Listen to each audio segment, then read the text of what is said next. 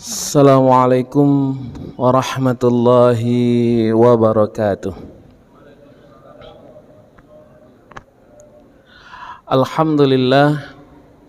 Alhamdulillahilladzi khalaqal insana wa 'allamahul bayan. Asyhadu an la ilaha illallah wahdahu la syarikalah wa asyhadu anna Muhammadan abduhu wa rasuluh. Allahumma salli wa sallim wa barik ala Muhammadin wa ala alihi wa ashabihi wa man tabi'ahum bi ihsan ila yaumiddin. Amma ba'du fa ya ibadallah ittaqullah haqqa tuqatih wa la tamutunna illa wa antum muslimun.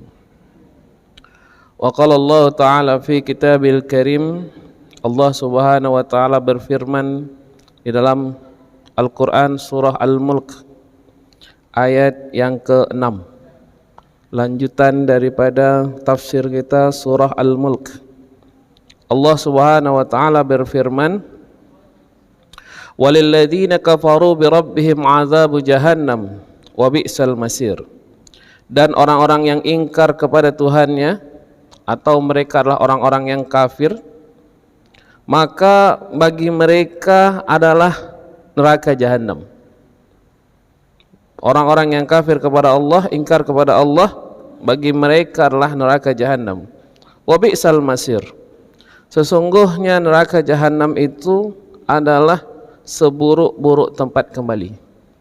Tak ada tempat pulang, tidak ada tempat kembali, tidak ada tempat yang dituju. Seburuk-buruk itu adalah neraka jahanam.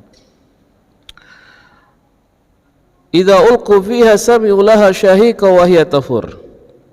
Apabila mereka dilemparkan ke dalamnya, orang-orang yang kafir, orang-orang yang ingkar kepada Allah, orang-orang yang tidak pernah mendengarkan kalimat-kalimat Allah, ketika dilemparkan ke dalamnya, maka dari dalamnya akan terdengar suara yang mengerikan. Orang yang dilemparkan ke dalam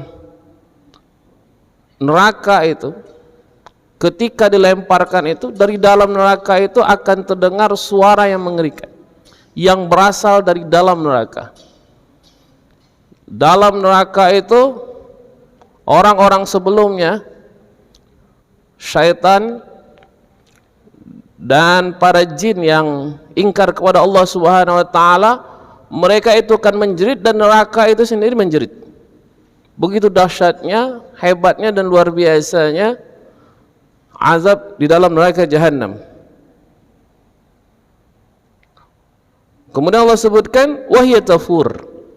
Tafur ini maknanya adalah dia membara. Neraka jahanam akan senantiasa berkobar-kobar api di dalamnya dan tidak akan pernah padam. Dalam riwayat disebutkan neraka jahanam ini panasnya 70 kali lipat daripada api yang ada di dunia ini. 70 kali lipat. Kalau sekarang Bapak Ibu sekarang terbakar tangannya, terbakar, itu baru satu kalinya, 1/70-nya. 1/70-nya. Kalau mau mencoba nanti yang 70 kali lipatnya, cobalah neraka jahanam, kan? Tapi na'udzubillah. Kemudian Allah sebutkan takadu tamayyazu minal ghaiz. Dan apabila mereka dilemparkan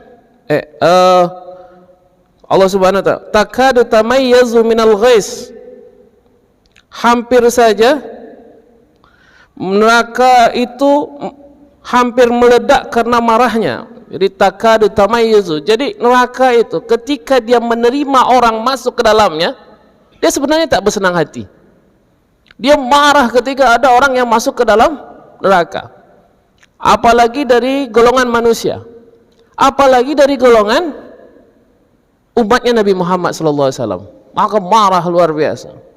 Jadi itu walaupun neraka seperti itu, tapi ketika ada masuk dari orang-orang yang dari umat manusia, maka neraka itu menjadi marah. Apalagi yang masuk ini daripada umat Nabi Muhammad SAW. Begitu cintanya Allah kepada manusia. Takadu tamayyazu minal ghais kullama ulqiya fiha fawjun sa'alahum khazanatu wa lam ya'tikum nadhir.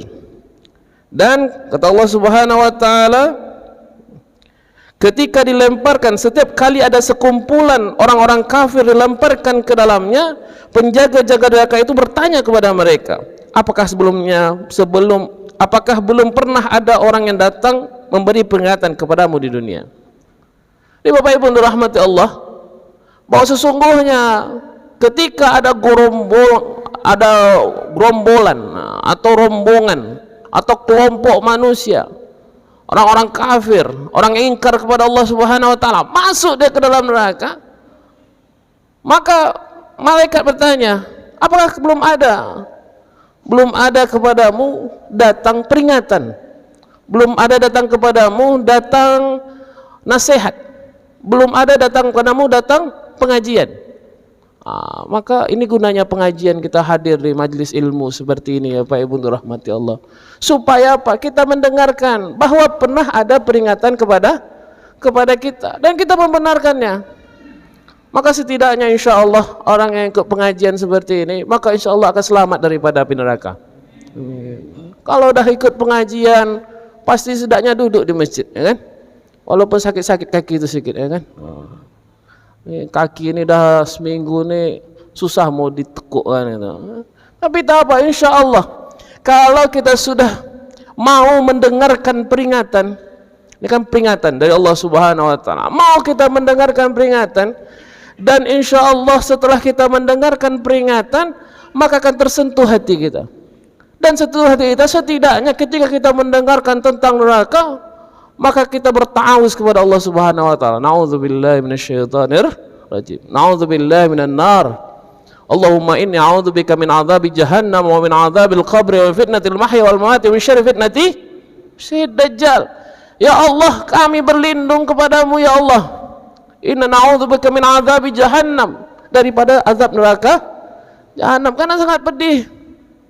Jangankan azab neraka jahanam, kehidupan di dunia pun sungguh tragedi, ya kan? Kehidupan di dunia pun, azab di dunia juga sudah pedih sekali. Api di dunia sudah sangat panas sekali, apalagi neraka jahanam. Maka kata Allah Subhanahu wa taala, qalu bala qad ja'ana nazir. Maka mereka berkata, fakadzdzabna wa qulna ma nazzalallahu min syai'in in antum illa fi dhalalin kabir.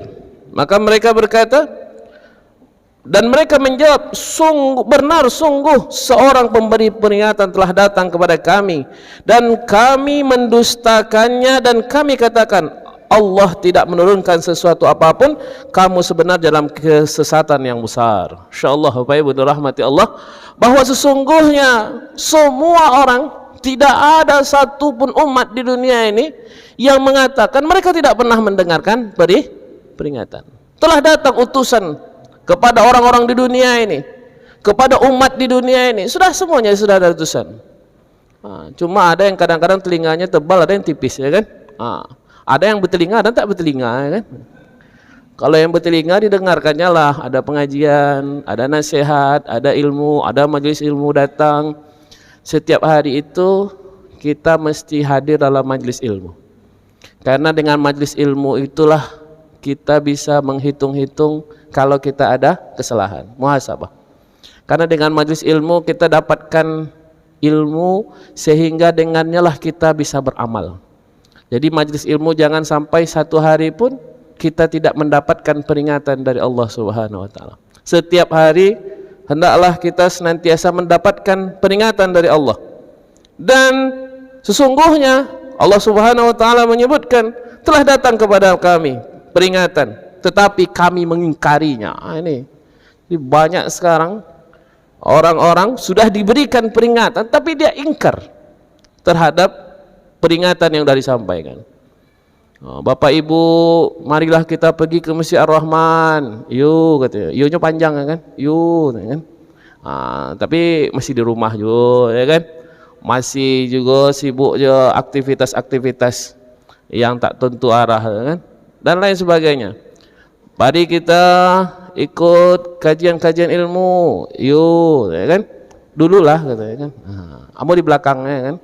Maksudnya di belakang masjid ya kan. Ada tompek minum-minum situ di belakang masjid. Ya Bapak Ibu rahmati Allah. Ini disebut dengan fakadzabna. Fakadzabna maknanya adalah kami mengingkari. Allah sudah perintahkan kebaikan-kebaikan tetapi diingkari oleh orang-orang yang diberikan kepada mereka peringatan. Wa qalu law kunna nasma'u aw na'qilu ma kunna fi ashabis sa'ir. Maka kata Allah Subhanahu, maka mereka mengatakan, orang-orang yang ada dalam neraka itu mereka mengatakan, sekiranya kami mendengarkan dan memikirkan peringatan itu, tentulah kami tidak akan termasuk penghuni neraka yang menyala-nyala. Jadi Bapak Ibu rahmati Allah, syarat agar kita mendapatkan hidayah itu ada dua. Pertama adalah mendengarkan. Ini cara, ini Allah menyebutkan, tak saya menyebutkan ya.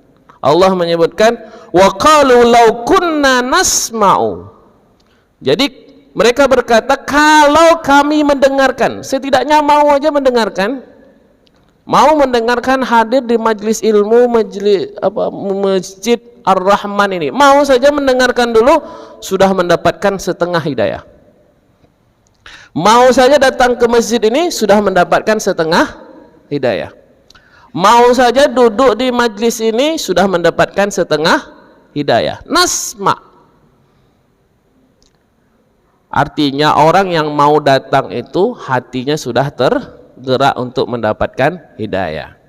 Orang yang mau sudah berbuat kebaikan ketika mendengarkan tausiah, mendengarkan pengajian, mendengarkan nasihat-nasihat, mereka datang, mereka hadir, maka itu Allah, tak tahu kita, Allah akan bukakan hidayah. Dan yang kedua, wa naqil. Kadangkala ada yang mau mendengarkan tapi tidak mau dipakainya otaknya. Ini juga susah untuk mendapatkan hidayah. Jadi ada salah seorang pembesar Quraisy, musuh Rasulullah SAW, yang kita kenal dengan Abu Jahal. Tahu Abu Jahal? Tahu Abu Jahal? Belum pernah jumpa Ustaznya. Ya, dulu. Dan namanya Abu Jahal.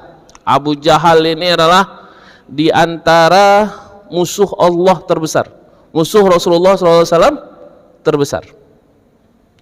Walaupun dia adalah musuh Allah Subhanahu wa taala, namanya Amru bin Azim. Jadi Amru ini ada dua Umar, kata Rasulullah SAW. Rasulullah SAW pernah berdoa, ya Allah, mohon mohon dimasukkan ke dalam Islam ini, agar Islam ini kuat, agar umat Islam ini kuat. Ya Allah, masukkanlah dua Umar. Yang satu Umar bin Khattab, yang satu lagi Amru bin As. Amru bin Asim ini dua orang ini adalah pembesar Mekah ketika itu, pembesar kota Mekah. Jadi kalau seandainya dua Umar ini masuk ke dalam Islam, maka semua Mekah ketika itu masuk ke dalam Islam. Itulah kira-kira. Kalau semua orang masuk ke dalam, kalau dua orang ini masuk dan menolong agama Allah, maka niscaya semua suku Quraisy, semua orang di Jazirah Arab itu akan masuk Islam. Tetapi Allah kabulkan dengan masuknya Umar bin Khattab dan meninggalkan Abu Jahal. Kenapa namanya Abu Jahal? Ini Abu Jahal ini apakah dia bodoh? Enggak. Dia adalah pemimpin sukunya. Dia yang memimpin sukunya itu, dia kepala sukunya.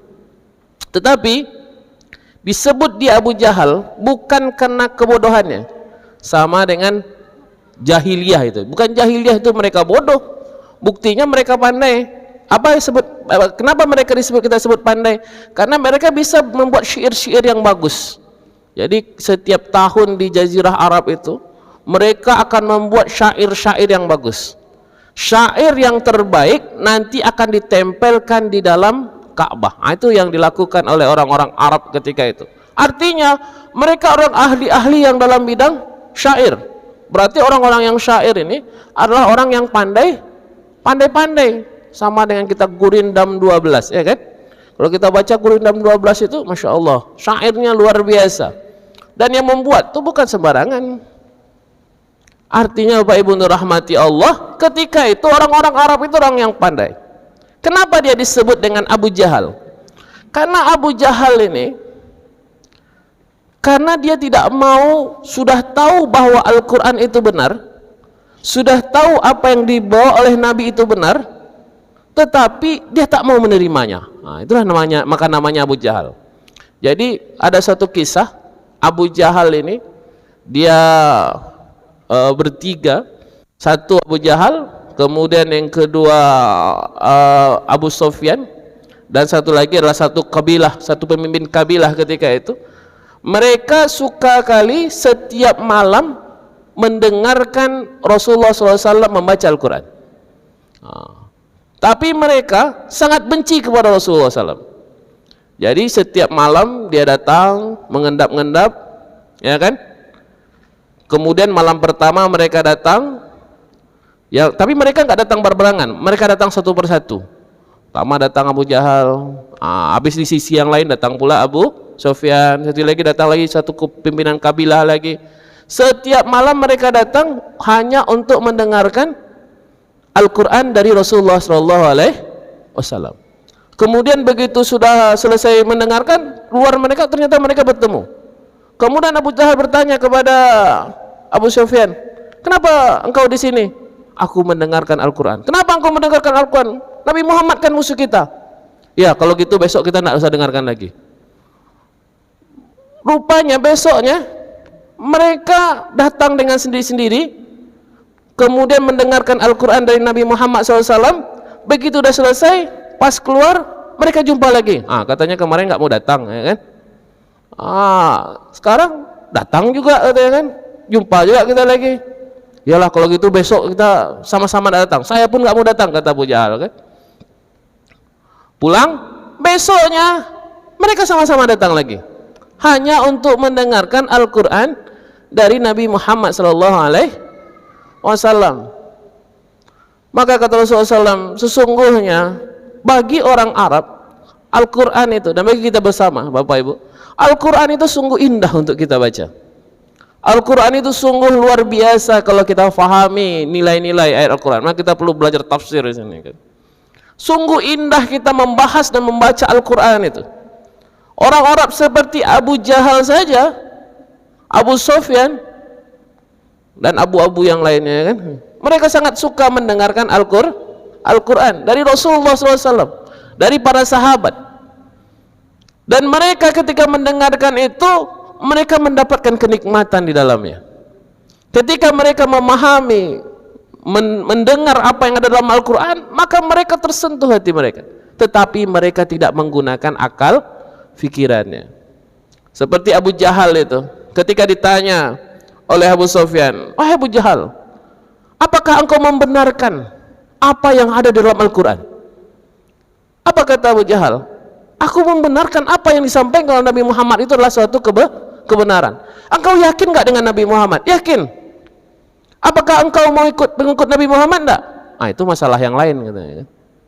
Dia yakin dengan Nabi Muhammad, dia percaya dengan Al-Quran, tetapi karena kesombongannya, jadi ternyata Abu Jahal ini, Bapak Ibu rahmati Allah, dia itu, jadi di Quraisy itu ada dua kabilah suku terbesar.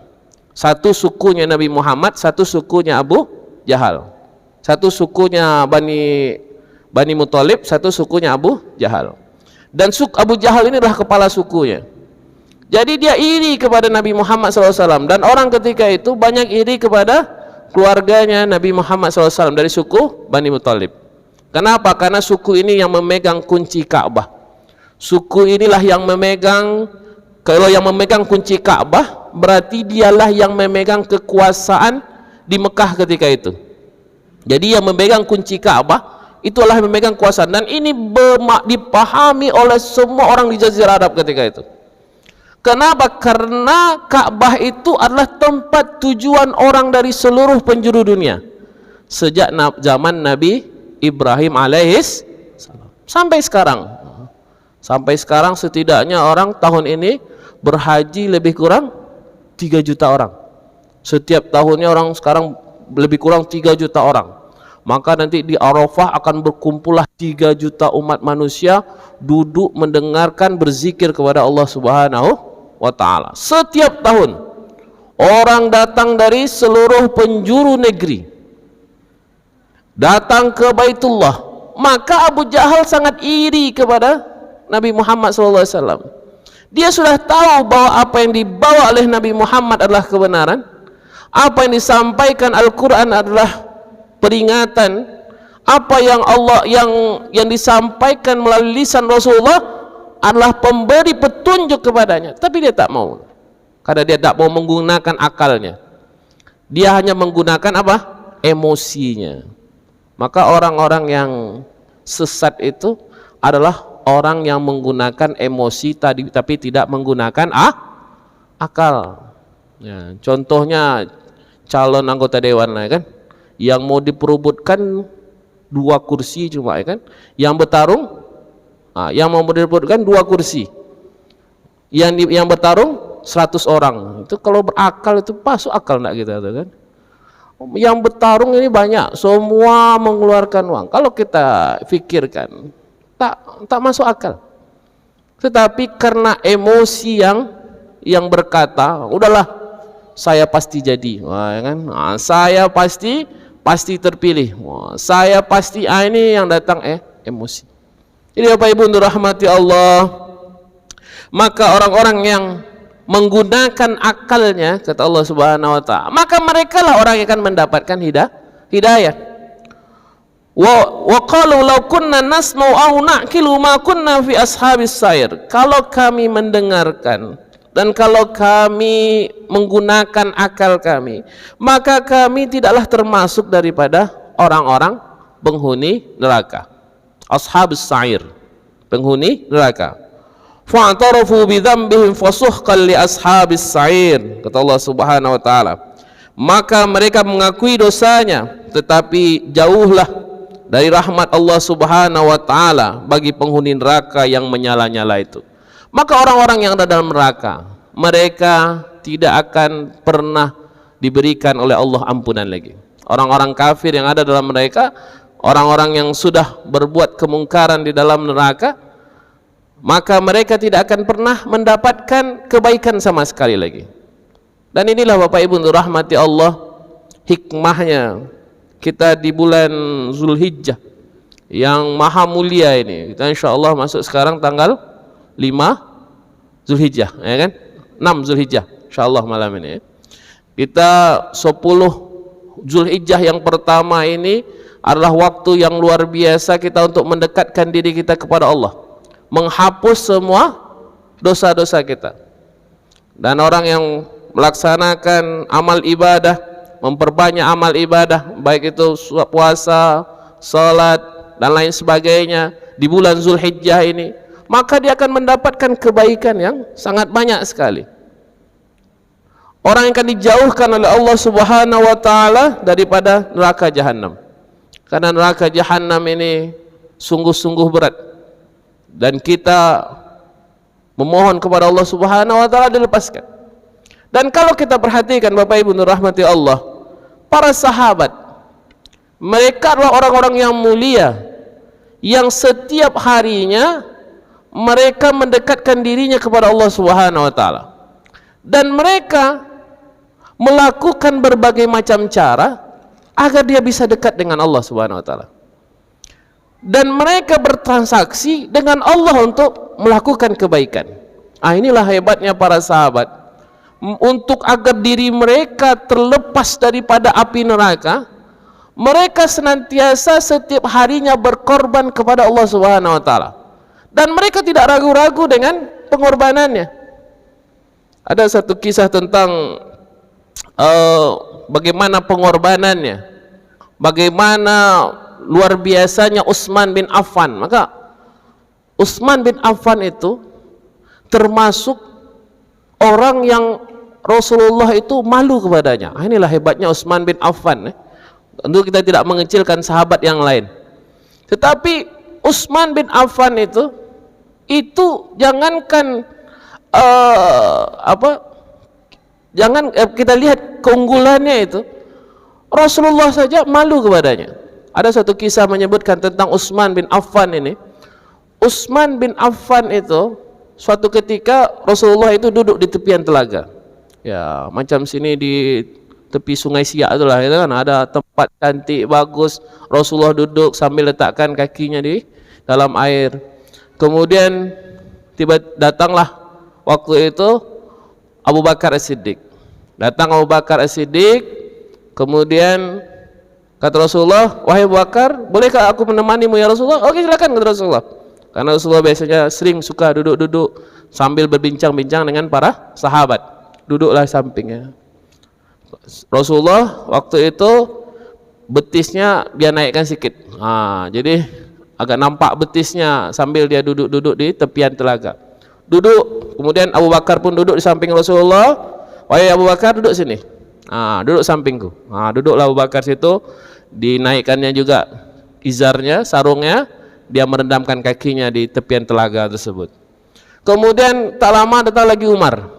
Umar datang, "Ya Rasulullah, wah ini enak kayak duduk sambil ngopi, sambil apa gitu kan.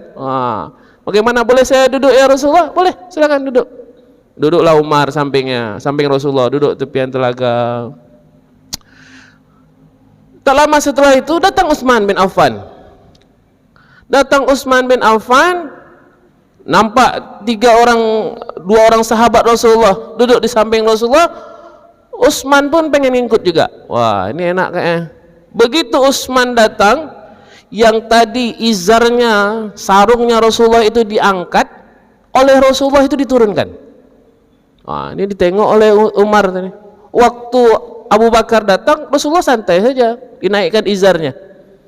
Begitu Umar datang, Rasulullah biasa saja, dia naikkan juga izarnya, nampak betisnya. Begitu Utsman datang, dia turunkan. Kemudian suatu ketika bertanyalah Umar bin Khattab kepada Rasul, "Ya Rasulullah, ketika kami datang, engkau biasa saja, nampak betismu, ya kan? Tapi begitu Utsman datang, engkau menurunkan." Kata Rasulullah SAW, "Jangankan aku," kata Rasulullah, "Allah dan malaikat di langit saja malu kepada Utsman bin Affan." Masya Allah, inilah hebatnya Utsman bin Affan. Jadi Utsman bin Affan itu salah seorang sahabat yang Allah dan malaikat saja malu kepadanya. Kalau Allah dan malaikat saja malu kepada Utsman, kata Rasulullah, apalagi saya malu. Maka Rasulullah itu menikahkan dua anaknya kepada Utsman bin Affan. Karena luar biasa. Karena ternyata Utsman bin Affan ini, kita mendengarkan riwayat-riwayat bagaimana beliau ini sangat tulus hatinya, sangat murni jiwanya, dan sangat bersih kelakuan dan akhlaknya. Sehingga sekarang kita dengar ada satu rekening yang paling besar di dunia ini adalah rekeningnya Utsman bin Affan. Karena dia punya rekening, namanya, dia pernah membeli satu sumur, namanya sumur Bi'rul Rumah. Kemudian ini hartanya berkembang sampai sekarang dia punya rekening di bank itu jumlahnya triliunan rupiah dan bisa memberikan sedekah kepada fakir miskin. Dalam kisah yang lain disebutkan Utsman bin Affan ini pada suatu ketika orang di dalam Madinah ketika itu berada dalam keadaan paceklik yang luar biasa, dahsyat, kelaparan, tak ada yang dimakan. Karena ketika itu korma-korma tak jadi, semuanya banyak yang tak sukses ketika itu. Kemudian Utsman bin Affan waktu itu dia punya harta, dan itulah harta yang dimilikinya. Dia tak punya lagi harta yang lain. Dia memiliki sejumlah harta ketika itu karena hasil perdagangannya di Madinah ketika itu. Dia punya harta, maka dia belikanlah semua hartanya itu. Dia pergi ke negeri Syam, karena waktu itu di Madinah tidak ada makanan, tidak cukup persediaan, barang-barang yang mau dimakan pun tak ada. Orang-orang di Madinah dalam keadaan itu, ketika itu dalam keadaan susah. Utsman bin Affan ketika itu dengan semua harta yang dimilikinya, dia pergi ke negeri Syam. Begitu sampai di negeri Syam, dia belilah 100 ekor onta beserta isi-isinya. Kemudian dia pulang ke Madinah ketika itu.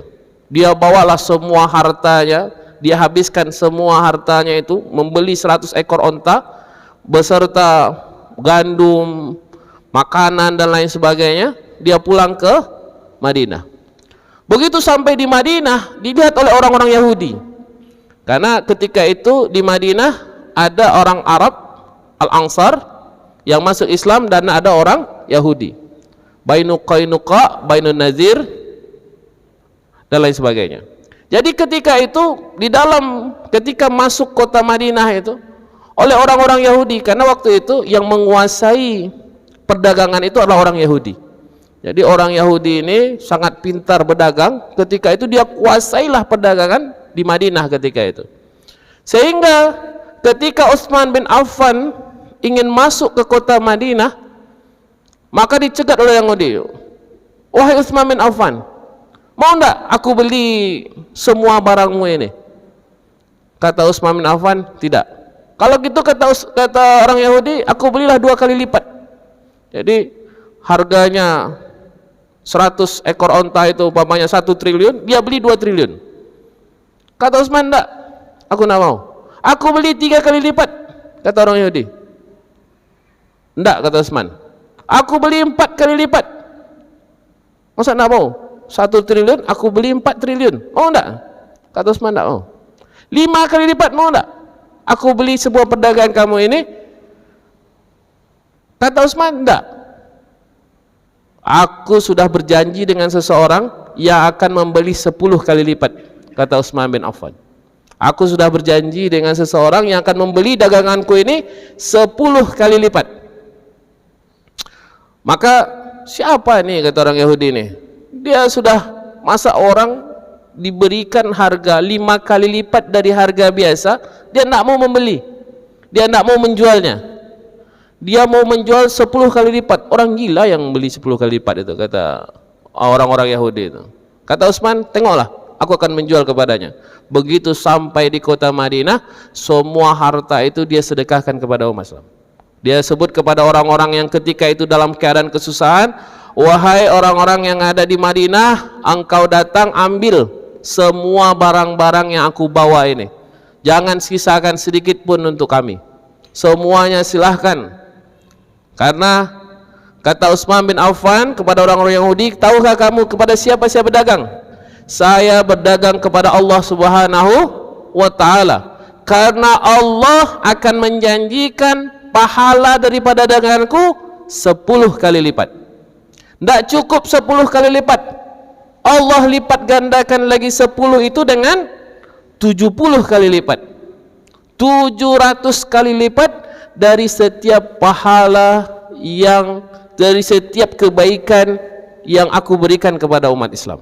Jadi Bapak Ibu rahmati Allah, inilah kehebatan dari para sahabat itu. Mereka mendekatkan diri mereka bukan hanya dengan hartanya, bukan hanya dengan jiwanya, tetapi dengan semua yang dimilikinya. Maka di dalam sejarah Madinah kita lihat para sahabat ketika dipanggil untuk berdakwah jihad, maka mereka tidak ada kata tidak. Senantiasa siap ya Rasulullah. Ketika datang jihad Badar, mereka siap. Uhud, mereka siap. Memerangi bangsa-bangsa yang memerangi Rasulullah SAW, mereka siap. Dan inilah Bapak Ibu rahmati Allah, orang-orang yang mulia, orang-orang yang Allah janjikan kebaikan kepada mereka, dan orang-orang yang Allah jamin kepada mereka surganya Allah. Termasuklah Utsman bin Affan yang Allah saja malu kepadanya, karena begitu terjaganya Utsman bin Affan. Maka kita lihat dalam sejarah Bapak Ibu rahmati Allah, begitu banyak kebaikan-kebaikan yang dilakukan oleh para sahabat agar mereka senantiasa dekat dengan Allah Subhanahu wa Ta'ala, berkorban kepada Allah Subhanahu wa Ta'ala, senantiasa berusaha untuk bisa dekat dengan Allah Subhanahu wa Ta'ala. dan mereka sangat takut ketika diceritakan azab neraka Jahannam. Maka para sahabat ketika mereka mendengarkan azab neraka Jahannam, mereka sudah tidak memikirkan lagi apa-apa tentang perkara dunia ini. Udahlah, harta saya serahkan kepada Allah Subhanahu wa taala. Bagaimana bisa memberikan kebaikan untuk sesama? Tetapi itulah Bapak Ibu dirahmati Allah, kalau dalam kehidupan ini kita perhatikan, semakin banyak kita memberi, maka akan semakin banyaklah yang akan datang kepada kita. Yakinlah. Karena kita tak tahu dari mana doa rezeki yang kita dapatkan itu. Jadi semakin banyak kita memberi, ternyata yang akan datang kepada kita akan semakin banyak.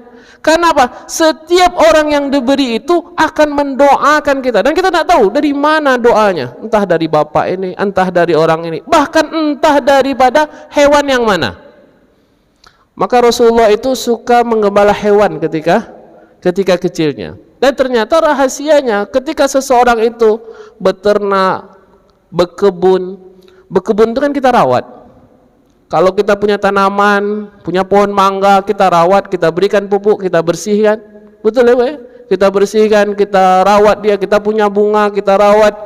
Kita punya tanaman, kita punya kebun, kita rawat. Ketika kita merawat kebun, merawat tanaman, memberikan makanan kepada hewan ternak itu, kita tidak tahu apakah ketika itu dia mendoakan kita. Wallahu a'lam.